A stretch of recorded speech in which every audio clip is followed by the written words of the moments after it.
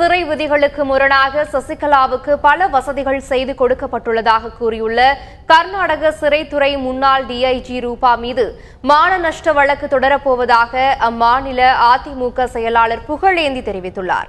இது தொடர்பாக அவர் தந்தி தொலைக்காட்சிக்கு அளித்துள்ள பேட்டியை இப்போது பார்ப்போம். சிறைத்துறை அதிகாரியாக பணியாற்றிய பொறுப்பிலிருந்து விடுவிக்கப்பட்டு அவர்கள் போக்குவரத்து துறையினுடைய கமிஷனராக ஜாயின்ட் கமிஷனராக நியமனம் செய்து அந்த சிறைத்துறையில் சிறையில் ஏதாவது தவறு நடந்திருக்கிறார் என்று மாண்புமிகு கர்நாடக முதல்வர் சித்தராமையா அவர்கள் உத்தரவிட்டிருக்கிறார்கள். விசாரணை நடைபெற்று வருகிறது.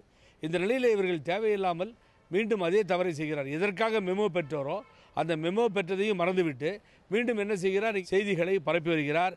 அந்த செய்திகள் எல்லாம் எங்களது கழகத்தினுடைய பொதுச் செயலாளருடைய பெயருக்கு இழுக்கு ஏற்படுத்தவும் குந்தகம் விளைவிக்கின்ற அமையிலையும் அமைந்திருக்கிறது.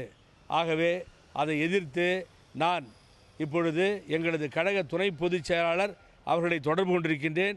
அவர்கள் அனுமதியோடு நான் மான நட்ட வழக்கு தொடர இருக்கிறேன். வெகு விரைவிலேயே இந்த வழக்கு தொடரப்படும். வழக்கு மன்றத்திலே அவரை சந்திப்பதற்கு கர்நாடக மாநில அனைத்து இந்திய அண்ணா திராவிட முன்னேற்ற கழகம் தயாராகி இருக்கிறது.